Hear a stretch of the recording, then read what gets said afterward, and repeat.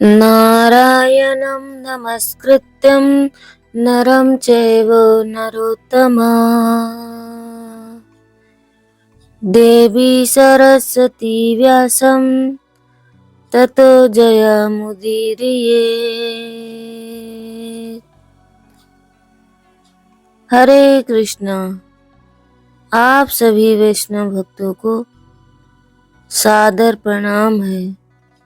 तो श्री विष्णु पुराण कथा श्रृंखला में आपका बहुत बहुत स्वागत है।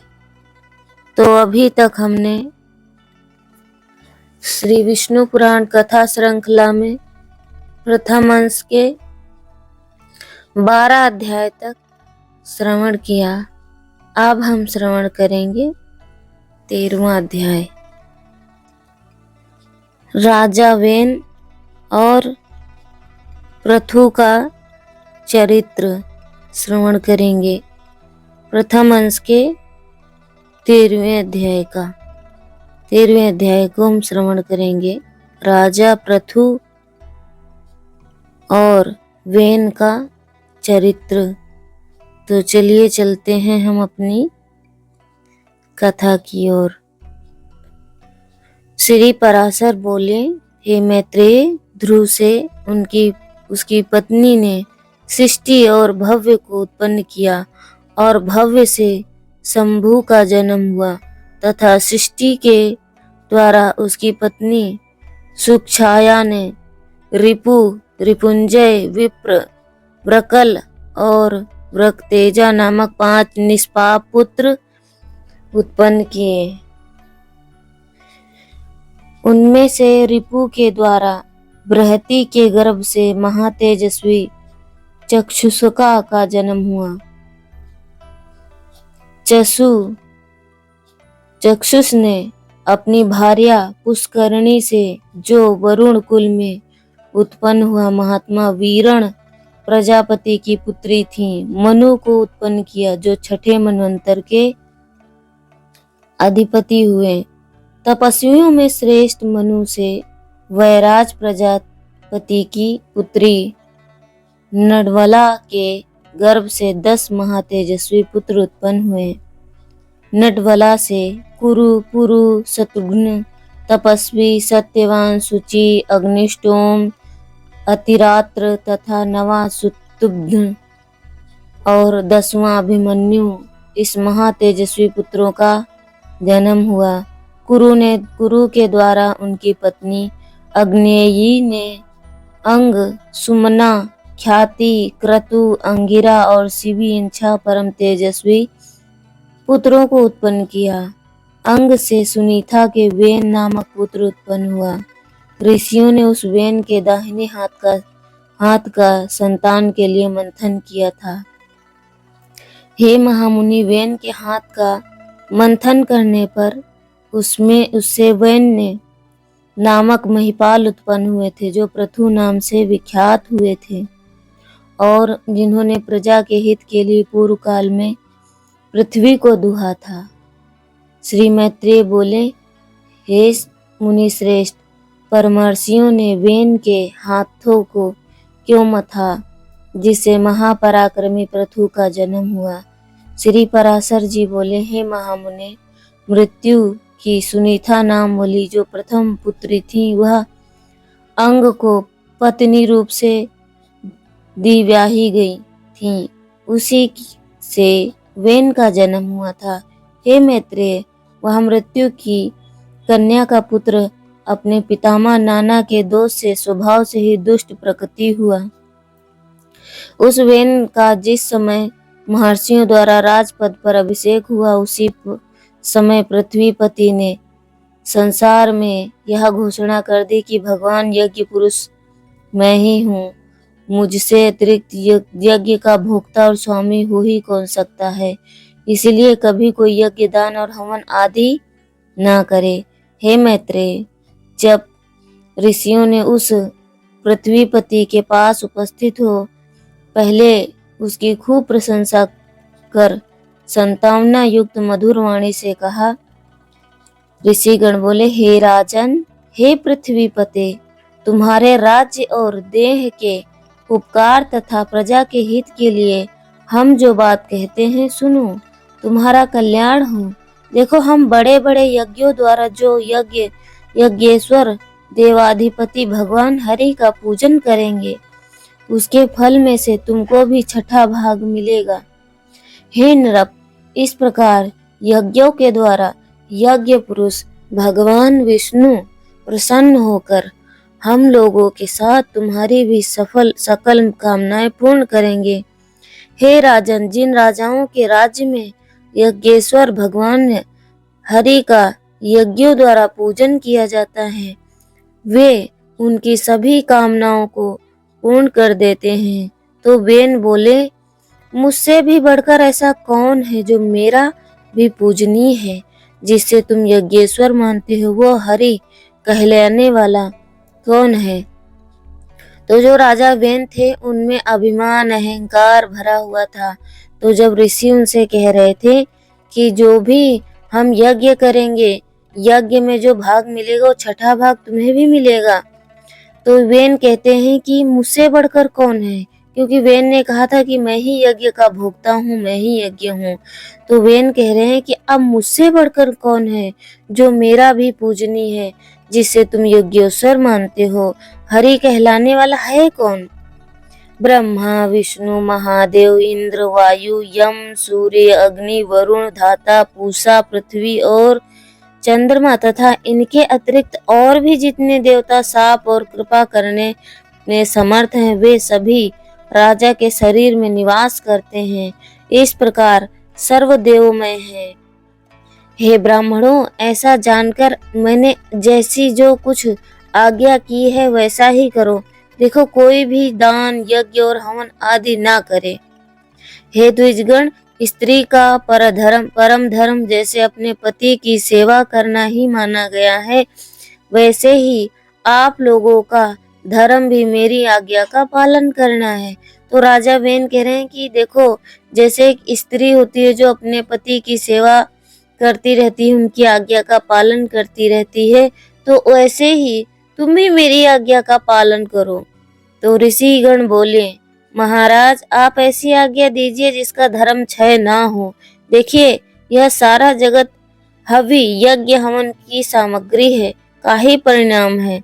तो पराशर जी बोले, महर्षियों के इस प्रकार बारंबार समझाने और कहने सुनने पर भी जब वेन ने ऐसी आज्ञा नहीं दी, तो वे अत्यंत क्रोधित और अमरसयुक्त होकर आपस में कहने लगे, इस पापी को मारो मारो, जो अनादि और अनंत यज्ञ पुरुष प्रभु विष्णु की निंदा करता है, वह अनाचारी किसी प्रकार पृथ्वीपति होने के योग्य नहीं है। तो ऋषियों में क्रोध आ गया। उन्होंने कहा, इस पापी को मारो मारो, जो अनादि और अनंत यज्ञ पुरुष प्रभु विष्णु की निंदा करता है, वह अनाचारी है, किसी प्रकार का पृथ्वीपति बनने योग्य है ही नहीं, राजा बनने योग्य है ही नहीं। उनको बहुत क्रोध आया, क्योंकि जो भगवान विष्णु की निंदा करता है, कृष्ण की निंदा करता है, उसको रोकना चाहिए। अगर वो नहीं रुकता है तो वो स्थान को छोड़ देना चाहिए। इसलिए ऋषियों को क्रोध आ गया। ऐसा कह मुनिगण ने भगवान की निंदा आदि करने के कारण पहले ही मरे हुए उस राजा को मंत्र से पवित्र किए हुए कुशाओं में मार डाला। हे द्विज, तदनंतर उन मुनीश्वरों ने सब और बड़ी धूली उठती देखी। उसे देखकर उन्होंने अपने निकटवर्ती लोगों से पूछा, ये क्या है? उन पुरुषों ने कहा, राष्ट्र के राजहीन हो जाने से दीन दुखियों लोगों ने चोर बनकर दूसरे का धन लूटना आरंभ कर दिया है। हे मुनिवरों, उन तीव्र वेग वाले परधनहारी चोरों के उत्पात से ही यह बड़ी भारी धूली उड़ती दिख रही है। तब उन मुनीश्वरों ने आपस में सलाह कर उस पुत्रहीन राजा की जंघा का पुत्र के लिए यत्न पूर्वक मंथन किया। उसकी जंघा के मथने पर उससे एक पुरुष उत्पन्न हुआ, जो जले ठूंठ के समान काला, अत्यंत नाटा और छोटे मुख वाला था। उसने अति आतुर होकर उन सब ब्राह्मणों से कहा, मैं क्या करूं? उन्होंने कहा, निषीद बैठ। अतः वह निषाद बैठ गया। इसीलिए हे मुनि शार्दूल, उससे उत्पन्न हुए लोग विंध्याचल निवासी पाप परायण निषाद गण हुए। पाप परायण निषाद गण हुए। उस निषाद रूप द्वार से राजा वेन का संपूर्ण पाप निकल गया। अतः निषाद गण वेन के पापों का नाश करने वाले हुए। फिर उन ब्राह्मणों ने उनके दाएं हाथ का मंथन किया। उसका मंथन करने से परम प्रतापी वेन सुवथ प्रथु प्रकट हुए, जो अपने शरीर से प्रज्वलित अग्नि के समान द्वैदीप्यमान थे। इसी समय आजगव नामक आद्य सर्वप्रथम धनुष और दिव्य बाण तथा कवच आकाश से गिरे। उनके उत्पन्न होने से सभी जीवों को अति आनंद हुआ और केवल सतपुत्र के ही जन्म लेने से वेन की स्वर्गलोक को चला गया। इस प्रकार महात्मा पुत्र के कारण ही उनकी पुम अर्थात नरक से रक्षा हुई। महाराज प्रथु के अभिषेक के लिए सभी समुद्रों, नदियों, सब प्रकार के रत्न और जल लेकर उपस्थित हुए। उस समय अंगिरा रस देवगणों के सहित पितामह ब्रह्मा जी ने, समस्त स्थावर जंगम प्राणियों ने वहां आकर महाराज वेन का राज्याभिषेक किया। उनके दाहिने हाथ में चक्र चिन्ह देकर उन्हें विष्णु का अंश जान पितामह ब्रह्मा जी को परम आनंद हुआ। यह श्री विष्णु भगवान के चक्र का चिन्ह सभी निकटवर्ती चक्रवर्ती राजाओं के हाथों में हुआ करता है। उनका प्रभाव कभी देवताओं से कुंठित नहीं होता है। इस प्रकार महातेजस्वी और परम प्रतापी वेन पुत्र धर्म कुशल महानुभाव द्वारा विधि पूर्वक अति महान राजेश्वर पद पर अभिषिक्त हुए। जिस प्रजा को पिता ने अप्रसन्न किया था, उसी को उन्होंने अनुरंजित मतलब प्रसन्न किया। इसीलिए अनुरंजन करने से उनका नाम राजा हुआ। जब वे समुद्र में चलते थे तब जल बहने से रुक जाता था। पर्वत उन्हें मार्ग देते थे और उनकी ध्वजा कभी भंग नहीं हुई। उनकी ध्वजा कभी भी भंग नहीं हुई। पृथ्वी बिना जोते बोए धान्य पकाने वाली थी। केवल चिंतन मात्र से ही अन्न सिद्ध हो जाता था। गौवें कामधेनु रूपा थी और पत्ते पत्ते पे मधु भरा था। राजा प्रथु ने उत्पन्न होते ही पैतामह यज्ञ किया। उससे सोमाभिषेक के दिन सूति से महामती सूत की उत्पत्ति हुई। उसी यज्ञ में बुद्धिमान मागध का भी जन्म हुआ।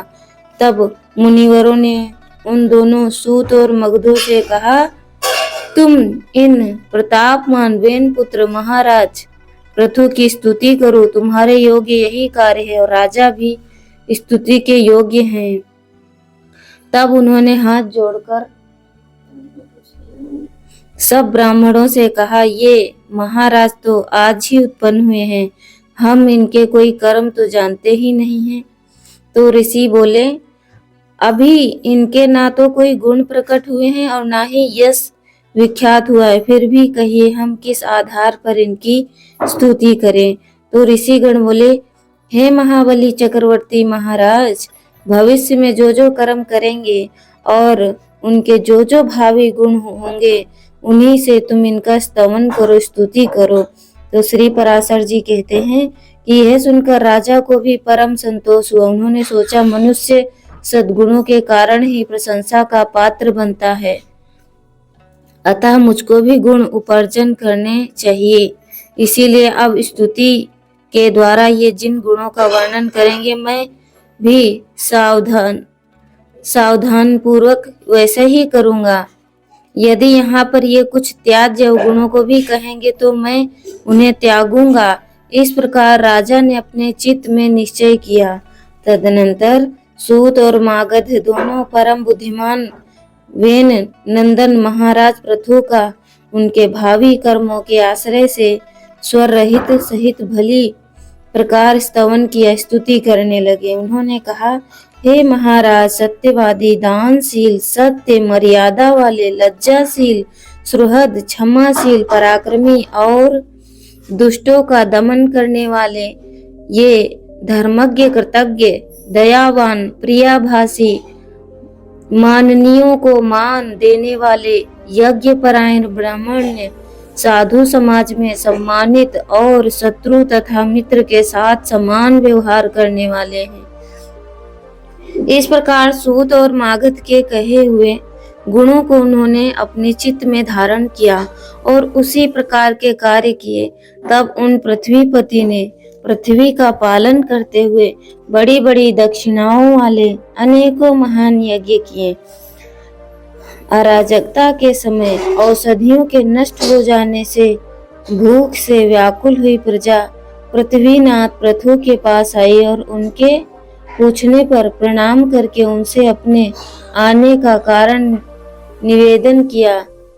प्रजा बोली। प्रजा ने कहा कि हे प्रजापति नृपश्रेष्ठ, अराजकता के समय पृथ्वी ने समस्त औषधियां अपने में लीन कर ली, अतः आपकी संपूर्ण प्रजा क्षीण हो गई है।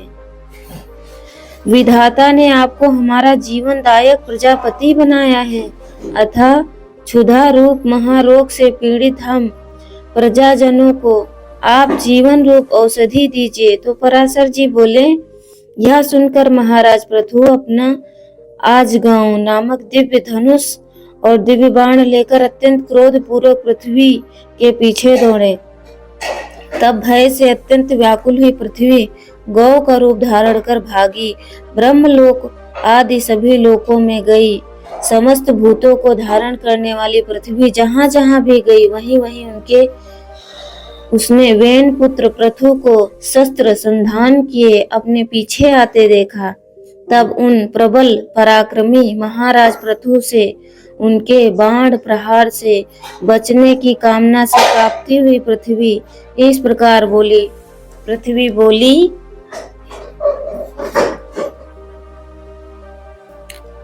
बोली,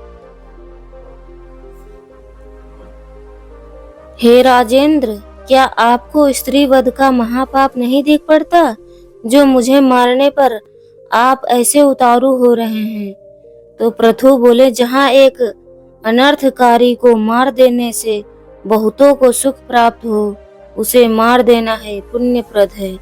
तो पृथ्वी बोली, हे नृपश्रेष्ठ, यदि आप प्रजा के हित के लिए ही मुझे मारना चाहते हैं तो मेरे मर जाने पर आपकी प्रजा का आधार क्या होगा? तो पृथु बोले, अरे वसुधे, अपनी आज्ञा का उल्लंघन करने वाली, तुझे मारकर मैं अपने योग बल से ही इस प्रजा को धारण करूंगा। तो पराशर जी कहने लगे, तब अत्यंत भयभीत हुई एवं कांपती हुई पृथ्वी ने उन पृथ्वीपति को पुनः प्रणाम करके कहा। पृथ्वी बोली कि हे राजन, यत्न पूर्वक आरंभ किए हुए सभी कार्य सिद्ध हो जाते हैं, अतः मैं भी आपको एक उपाय बताती हूँ। यदि आपकी इच्छा हो तो वैसा ही करें। हे नरनाथ, मैंने जिन समस्त औषधियों को पचा लिया है, यदि उन्हें आपकी इच्छा हो तो दुग्ध रूप से मैं दे सकती हूँ। अतः हे धर्मात्माओं में श्रेष्ठ महाराज, आप प्रजा के हित के लिए कोई ऐसा वत्स बछड़ा बनाइए जिससे वात्सल्यवश मैं उन्हें दुधारू रूप से निकाल सकूं, और मुझको आप सर्वत्र समतल पर दीजिए, जिससे मैं उत्तमोत्तम औषधियों के बीज रूप दुग्ध को सर्वत्र उत्पन्न कर सकूं। तो पराशर जी बोले, तब महाराज पृथु ने अपने धनुष की कोटि से सैकड़ों हजारों पर्वतों को उखाड़ा और उन्हें एक स्थान पर इकट्ठा किया।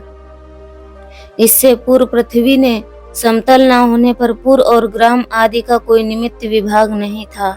हे मैत्रेय, उस समय अन्न, गौरक्षा, कृषि और व्यापार का भी कोई क्रम न था।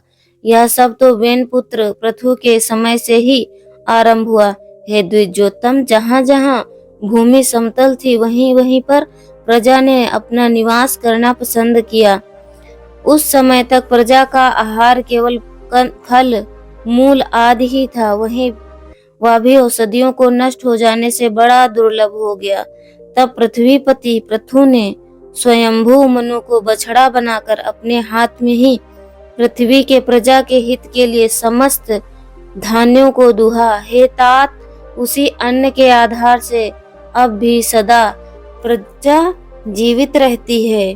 महाराज पृथु प्राण दान करने के कारण पृथ्वी के पिता हुए, इसीलिए उस सर्वभूताधिधारिणी को पृथ्वी नाम मिला। जन्म देने वाला, यज्ञोपवीत कराने वाला, अन्नदाता, भय से रक्षा करने वाला तथा जो विद्या दान करे, ये पांचों पिता माने गए हैं। जैसे कहा गया है, जनक सचो नेता चा यस्य विद्या प्रयक्षति, अन्नदाता भयत्राता पश्चते पित्रा स्मृता। हे मुने, फिर देवता, मुनि, दैत्य, राक्षस, पर्वत, गंधर्व, सर्प, यक्ष और पितृगण आदि ने अपने अपने पात्रों में अपना अभिमत दूध दुहा तथा दुहने वालों के अनुसार उनके सजातीय ही दोग्धा और वत्स हुए। इसीलिए विष्णु भगवान के चरणों से प्रकट हुई यह पृथ्वी ही सबको जन्म देने वाली तथा धारण और पोषण करने वाली है। इस प्रकार पूर्व काल में वेन के पुत्र महाराज पृथु ऐसे प्रभावशाली और वीरवान हुए, प्रजा का रंजन करने के कारण वे राजा कहलाए। जो मनुष्य महाराज पृथु के इस चरित्र का कीर्तन करता है, उसका कोई भी दुष्कर्म फलदायी नहीं होता। पृथु का यह अत्युत्तम जन्म वृत्तांत और उनका प्रभाव अपने सुनने वाले पुरुषों के दुस्वप्नों को सर्वदा शांत कर देता है। इति श्री विष्णु पुराणे 13वें अध्याय प्रथम अंश के 13वें अध्याय का समापन हुआ। तो अब हम मिलते हैं 14वें अध्याय में। तब तक के लिए श्रवण करें। हरे कृष्णा।